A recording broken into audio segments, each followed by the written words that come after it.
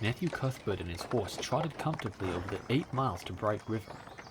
The air was sweet with the scent of apple orchards. Matthew enjoyed the ride, except when he met women and had to nod to them. For in Prince Edward Island, you are supposed to nod to all you meet on the road, whether you know them or not. Matthew dreaded all women except Marilla and Mrs. Rachel. He had an uncomfortable feeling that they were all secretly laughing at him. He may have been quite right in thinking so, for he was an odd-looking man. He had long gray hair that touched his stooping shoulders. His beard was full and soft brown. When he reached Bright River, there was no sign of any train.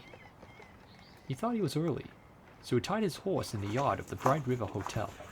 He walked over to the station house. The long platform was almost deserted. The only living creature in sight was a girl who was sitting on a pile of shingles. Matthew, barely noting that it was a girl, walked past her as quickly as possible. He saw the station master locking up the ticket office and asked him if the 5:30 train would soon be along. "The 5:30 train has been in and left half an hour ago," answered the man. "But there was a passenger dropped off for you, a little girl. She's sitting out there on the shingles."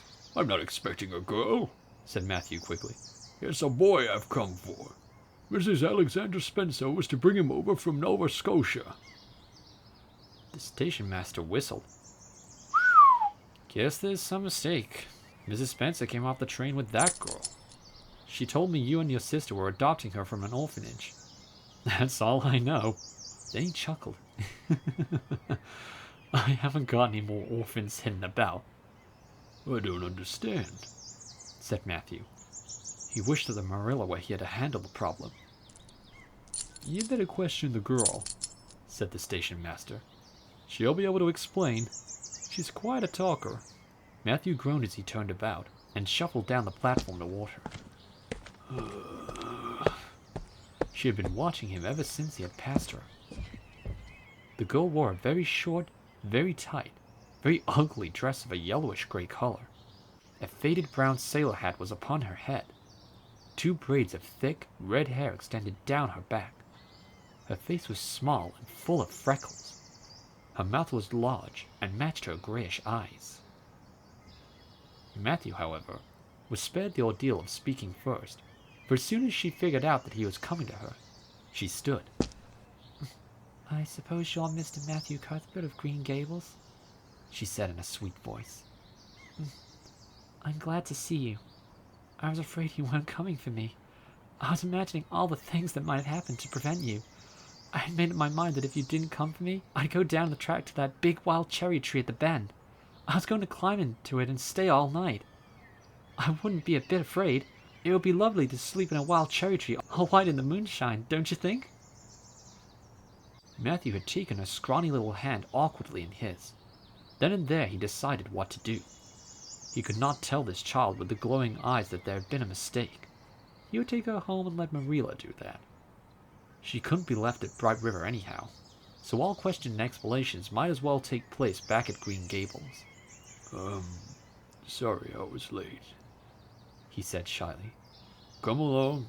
The horse is over in the yard. Give me your bag." "Oh, I can carry it," the child responded cheerfully. "It isn't heavy. I've got all my worldly goods in it, though. We're about to drive a long way, aren't we? Mrs. Spencer said it was 8 miles. I'm glad because I love driving. Oh, it seems wonderful that I'm going to live with you and belong to you. I've never belonged to anybody. Not really. But the orphanage was the worst. I've only been in it 4 months, but that was enough. It's worse than anything you could imagine. Mrs. Spencer said it was wicked of me to talk like that, but I didn't mean to be wicked. It's so easy to be wicked without knowing it, isn't it?" With this, she stopped talking, partly because she was out of breath, and partly because they had reached the buggy. Not another word did she say until they had left the village and were driving down a steep little hill. "I do hope that someday I shall have a white dress. I love pretty clothes, and I've never had a pretty dress in my life that I can remember. But of course it's all the more to look forward to, isn't it? This morning when I left the orphanage, I felt so ashamed because I had to wear this old dress. When we got on the train, I felt as if everybody must pity me." But I just imagined that I had the most beautiful pale blue silk dress. Because when you are imagining, you might as well imagine something worthwhile. So I imagined a big hat full of flowers, a gold watch, and gloves and boots. I felt cheered up right away and enjoyed my trip to the island very much.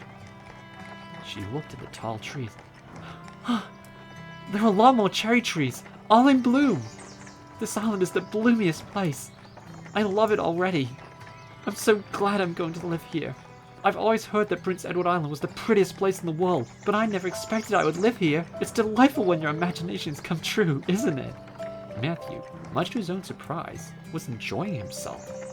He never expected to enjoy the company of a little girl. But this freckled girl was different. When they had driven up the hill and around a corner, Matthew said, We're pretty near home now. That's Green Gables over... Oh, don't tell me, she interrupted. She shut her eyes. Let me guess. I'm sure I'll guess right. She opened her eyes and looked about her.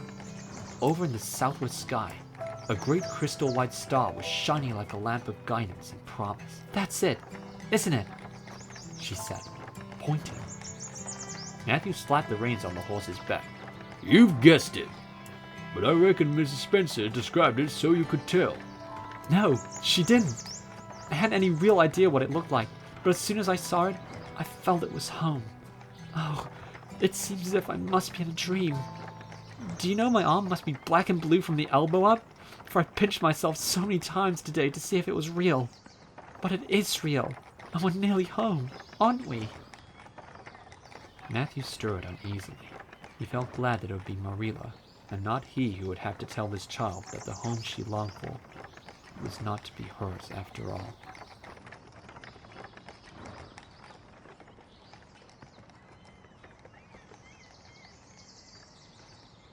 The yard was quite dark as the horse and buggy entered. Marilla came forward as Matthew opened the door, but when her eyes fell on the child with the long braids of red hair, she stopped. Who's that? She demanded. Where's the boy? There wasn't any boy, said Matthew. There was only her. He nodded at the child, remembered that he had never even asked her name. No boy? But there must have been a boy, insisted Marilla. We sent word to Mrs. Spencer to bring one. We didn't bargain for a girl. The child remained silent. Suddenly, she seemed to grasp the full meaning of what had been said. Dropping her bag, she jumped forward. You don't want me, she burst out. You don't want me because I'm not a boy. Nobody ever wants me. I might have known it was all too beautiful to last. I'm going to burst into tears. And burst into tears she did.